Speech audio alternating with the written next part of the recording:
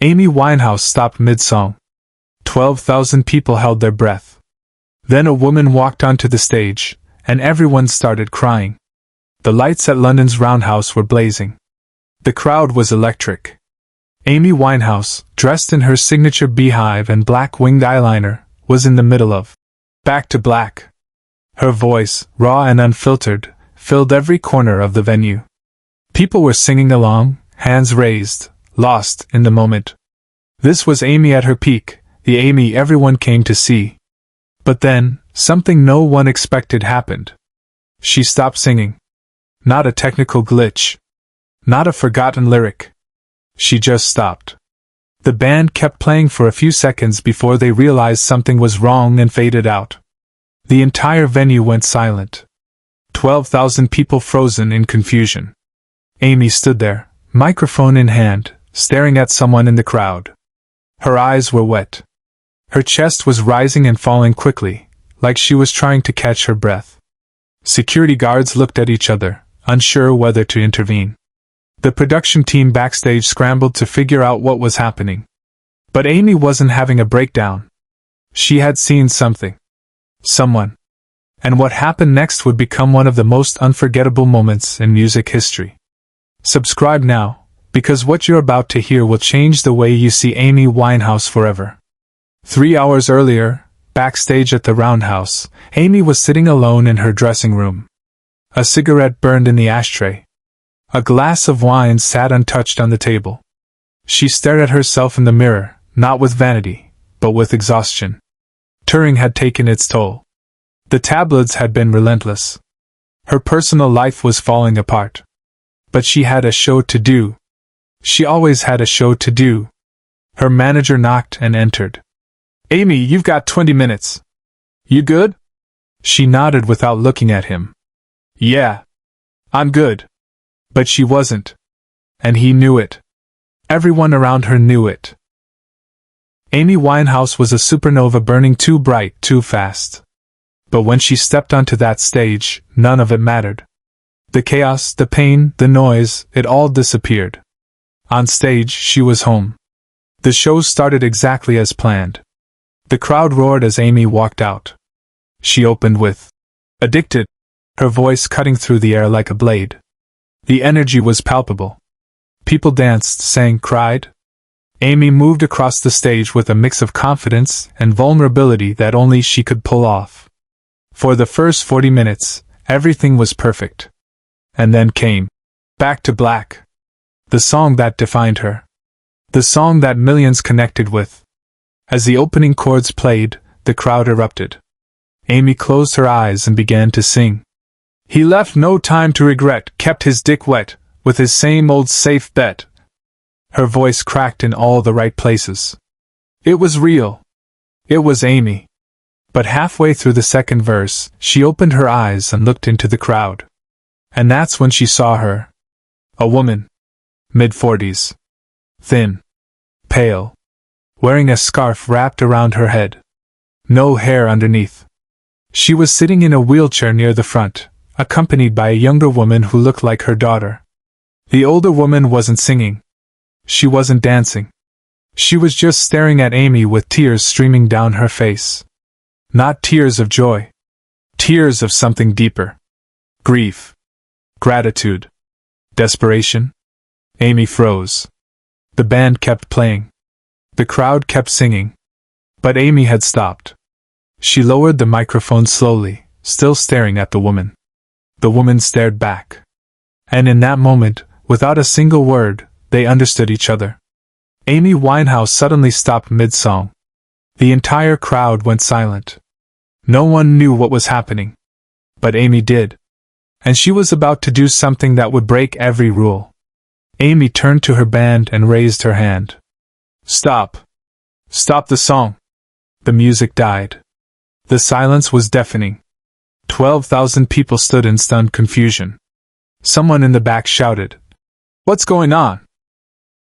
Security started moving toward the stage, thinking something had gone wrong. But Amy wasn't looking at them. She was looking at the woman in the wheelchair. She walked to the edge of the stage, crouched down, and spoke directly to her. Her voice, usually so bold and brash, was soft. Fragile. "What's your name, love?" The woman tried to speak but couldn't. Her daughter leaned in and whispered, "Her name is Sarah." Amy nodded. "Sarah. How long have you been fighting?" Sarah's lips trembled. 2 years. Amy closed her eyes for a moment, like she was absorbing the weight of those 2 words. Then she opened them and said, "This next song is for you, Sarah. Just for you." She stood up, walked back to the microphone, and without saying another word, began to sing. Love is a losing game. A cappella. No band. No backing track. Just her voice, raw and vulnerable, filling the massive venue. The crowd didn't dare make a sound. Some people had their phones out, recording. Others were crying. Amy sang every word like she was singing it to Sarah alone. Her voice cracked. Her hands shook.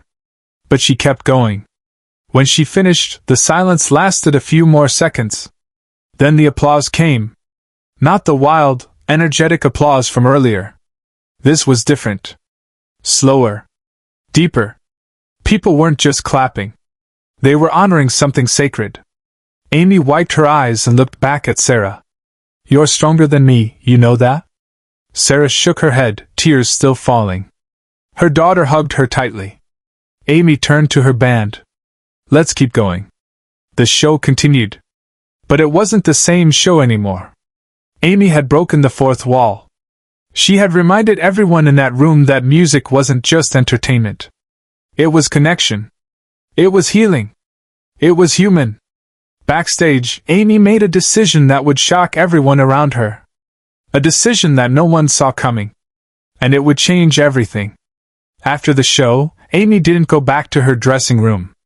She didn't talk to the press. She didn't leave through the back exit like she always did. Instead, she told security to bring Sarah and her daughter backstage. Her manager was furious. "Amy, you have a schedule. We need to go."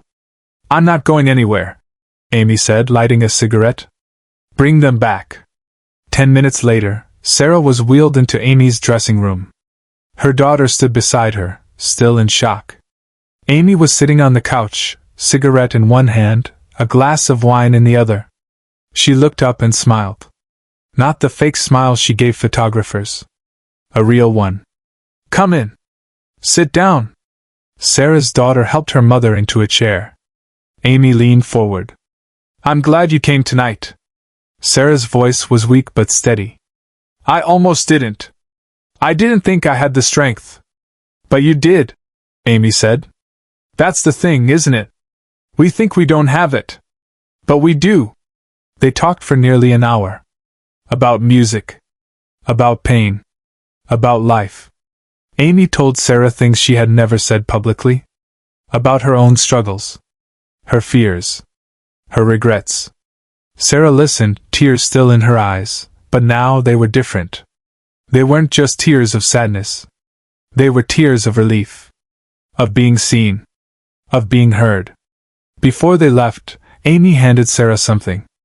A small piece of paper, folded in half. "Don't open it until you get home," she said. Sarah nodded and tucked it into her pocket. As they were leaving, Sarah's daughter turned back. "Thank you? You don't know what this means to her." Amy shook her head. "She doesn't know what it means to me." Later that night, after Sarah and her daughter had left, Amy sat alone in her dressing room. The venue was empty now. The crowd was gone. The lights were off. She stared at the mirror again, but this time, something was different. She wasn't looking at herself with exhaustion. She was looking at herself with clarity. Her manager knocked. "Amy, we need to go." "I know," she said. But she didn't move. "What happened out there tonight?" he asked. Amy took a long drag from her cigarette and exhaled slowly. "I remembered why I do this. But here's the part no one expected, the part that changed everything." The next morning, Sarah's daughter posted something on social media. A photo of the folded piece of paper Amy had given her mother. It was a handwritten note. In Amy's messy, unmistakable handwriting it read, Sarah, your fight is the bravest thing I've ever seen. Keep going. Not for anyone else. For you. Love, Amy. Attached to the note was a backstage pass for every show on the rest of Amy's tour. And underneath that, a phone number. Amy's personal number. The post went viral. Millions of people saw it. The comments flooded in. This is why we love Amy. She's more than a singer. She's a human being. The world doesn't deserve her.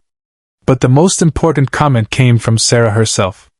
She wrote, Amy gave me something I thought I'd lost. Hope.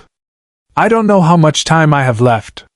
But because of her, I'm going to live every second like it matters. Share this video with someone who needs hope. Subscribe to hear more stories like this. Because Amy's story isn't over. 3 months later, Amy invited Sarah to another show. This time, Sarah was stronger. Her treatment was working. She wasn't in a wheelchair anymore. She walked into the venue on her own 2 feet.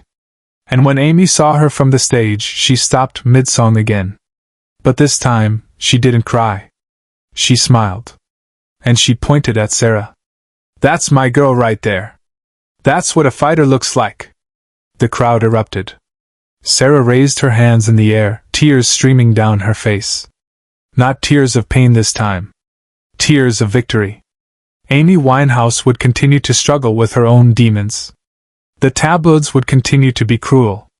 The world would continue to misunderstand her. But in that moment, and in every moment like it, she was exactly who she was meant to be. Not a celebrity. Not a scandal. Just a human being, using her voice to remind someone else that they weren't alone. The note Sarah received that night is still framed in her home. She keeps it by her bedside. And every time she looks at it, she's reminded of the night Amy Winehouse stopped a concert, broke every rule, and chose compassion over performance. Amy Winehouse passed away in 2011. But her legacy isn't just her music. It's moments like this. Moments where she reminded the world that behind the beehive, the eyeliner, and the tabloids, there was a soul that felt everything deeply. A soul that saw pain and didn't look away. A soul that used her voice not just to sing, but to heal. Sarah is still here. She's in remission. And she still listens to Back to Black every single day. Not because it reminds her of her pain, but because it reminds her of the night someone saw her. Really saw her. And refused to look away. But there's more to this story. Something Sarah never told anyone publicly until years later. After Amy passed away in 2011, Sarah was devastated. She had lost the woman who gave her hope when she needed it most. She attended the funeral, standing in the back, tears streaming down her face. She didn't approach Amy's family. She didn't want to intrude. But she carried that note with her, folded carefully in her pocket. Years passed. Sarah's daughter grew up. Got married. Had children of her own. And Sarah became a grandmother. One evening, her granddaughter asked her about the framed note on her bedside table. Grandma, who's Amy? Sarah sat down and told her the whole story. About the concert. About the moment Amy stopped singing. About the note. About how one act of kindness from a stranger gave her the strength to keep fighting when she wanted to give up. Her granddaughter listened, wide-eyed. When Sarah finished, she said, Grandma, you have to tell people this story. The world needs to know who Amy really was. So Sarah did. She wrote a letter to a music magazine, detailing everything that happened that night. The letter was published. It went viral. Thousands of people who had only known Amy through tabloid headlines finally saw a different side of her. A side that was compassionate. Human. Real. Other people started coming forward with their own stories. A young man who was suicidal until he heard Amy's music. A woman who overcame addiction inspired by Amy's honesty about her own struggles. A teacher who played Amy's songs in her classroom to teach her students about vulnerability and strength. Amy's music had always been powerful. But these stories revealed something deeper. Her music wasn't just entertainment. It was a lifeline. And moments like the one with Sarah proved that Amy understood that. She knew what it felt like to be broken. And she used that understanding to help others hold themselves together. Today, there's a small memorial outside the roundhouse. Fans leave flowers, notes, and photos of Amy. And among them, there's always a handwritten sign that reads, "Thank you for seeing us when we needed to be seen." Sarah visits that memorial every year on the anniversary of that concert. She brings fresh flowers. She stands there for a few minutes, remembering. And then she whispers, "Thank you, Amy. You saved my life." That's the Amy Winehouse the world needs to remember. Not the tabloid headlines. Not the struggles. But the moments like this. The moments where she chose compassion over everything else. The moments where she reminded the world that we're all just human beings trying to survive. And sometimes, all we need is for someone to stop, look at us, and say, "I see you." Amy Winehouse was far from perfect. But in the moments that mattered most, she was exactly what the world needed. A reminder that kindness is the most powerful thing we have. And that music, real music, isn't just about the notes. It's about the connection. The humanity. The truth. That's her legacy. And it will never fade.